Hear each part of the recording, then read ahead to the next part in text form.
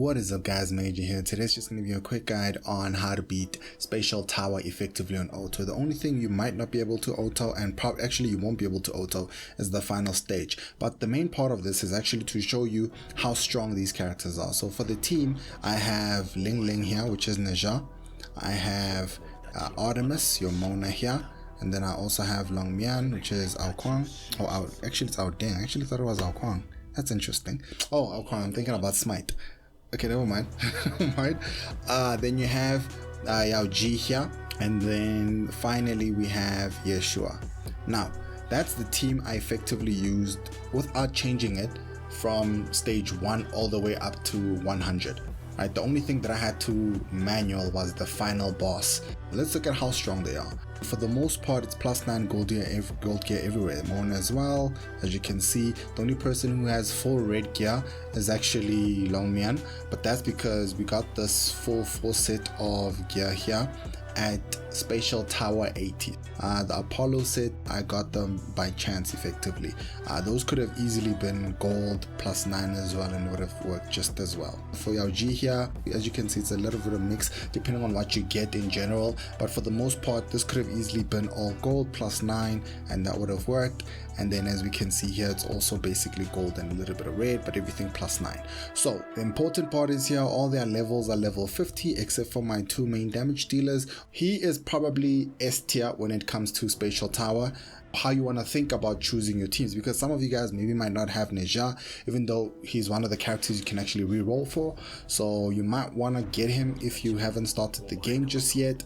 Go ahead and grab him, or if you are re-rolling anyway, go ahead and grab him. But if you don't get him, that's not a problem. What you really want to look at here is what they bring to the table. So the main thing that Neja brings here, he absorbs 15% of AP. The characters that you're actually gonna want in your Spatial Tower teams, or even Temporal Tower for that matter, is characters who will reduce AP or speed down, characters who will give you speed up or AP. The latter is not as important as the former. More often than not, you want to prioritize reducing the target's AP and their speed over you gaining AP and speed, although that will help because it will allow you to move faster and regain your movement faster, therefore you get to move faster than the boss. But suppressing them is what's going to help you win the stage. Obviously, to make it better, making yourself faster is super important. Now if you want to replace him, you can go ahead and replace him with a pure damage dealer. Even if that damage dealer doesn't absorb or reduce AP, it's fine. If they do a lot of damage, just pure single target damage, what somebody I can think of here is somebody like Ares. So Lewis, he would do well, although you'd have to equip him with the Hades set as well, just to make sure he doesn't die or just get too low. But there's ways to sort of replace Neja here. And then for Mona, everybody has Mona, just use Mona, don't overthink it there. For Long Mian, you could sort of swap him out with other characters who sort of have what he does, but what he does is kind of interesting in of itself. It gives us speed down on every single skill, as well as reduce an extra 30% AP, right? So he absorbs up to 60% AP with this second skill here, which is going to be extremely important for making sure the boss pushes back. You can swap him out for somebody like Medusa, and there's other characters as well who absorb a large amount of AP. This is your main AP reducer here. You don't want to get fancy with it. Just put an AP reducer right over here, and then you should be fine. And then over here, just use Yao Ji. I mean, you could swap her out. So what she really does is, there's a 75% chance here, because I haven't fully maxed it out, because you don't have to, by the way, little quick guide there, you don't actually have to max it out if you have these two maxed out.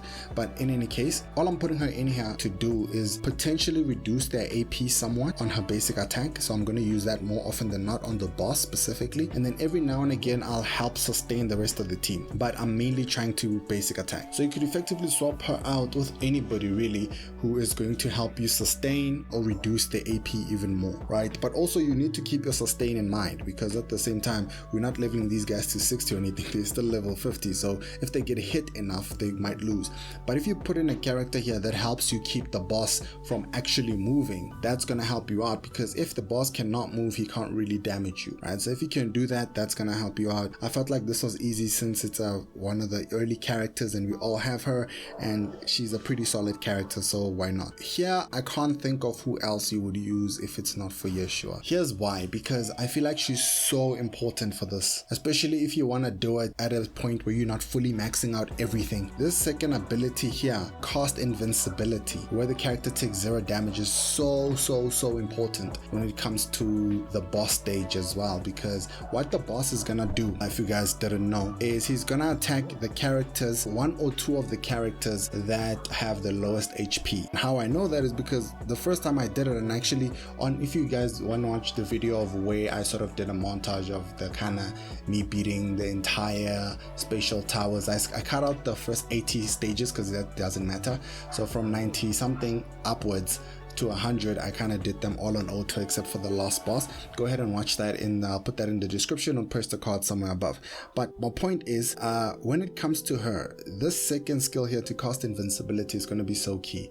So basically what you want to do is wait for the boss's third skill to start glowing. Don't use the invincibility just yet. You want to wait for the invincibility and wait until the boss is close to being able to attack. Just make sure you're looking at the AP bar at the bottom to make sure that Ye is going to actually move before the boss uses that final glowed up skill, which is his S3.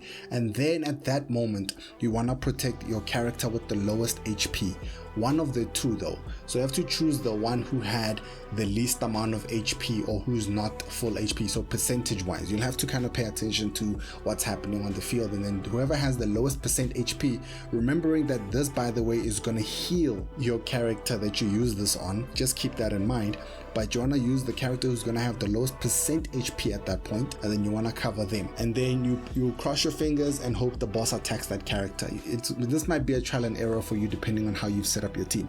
So for me, in my case, Yeshua has about 18,000 plus HP. Yao G has around, well over that, right? So already that's well over 18,000. That's also well over 18,000. She has about 15 or so. He has a lot more. Now, in my cases, he would either attack Mona or he's gonna attack Ye. Now, more often than not, Mona is consistently topped up, which means by default, he will be focused on Ye, because Ye would have the second lowest HP outside of Mona, because Mona uses her lifesteal consistently, so she always has full HP. So which means even if I heal Ye with this and then I get the invincibility, the boss will still attack Ye because my Ye is the one who has the lowest percent HP, who just had to get healed, while my Mona, consistently topped up, doesn't need to get healed, right? So it's a trial and error. Try it out and then you'll see if it works for you or not. If it doesn't, just pay attention to sort of their percent HPs. It's kind of hard to explain, but that's kind of how you would do it.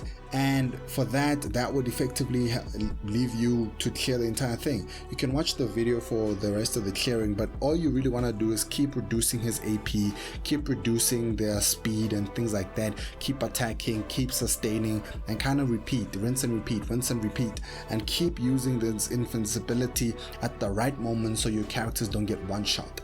And with that, you should be able to easily beat 100. All the other stages though, you can just straight up auto them. As long as relics are at minimum around my level of relics or higher, even better, then you can effectively just auto the rest. You don't even have to think about it. You don't even have to watch your phone, nothing like that.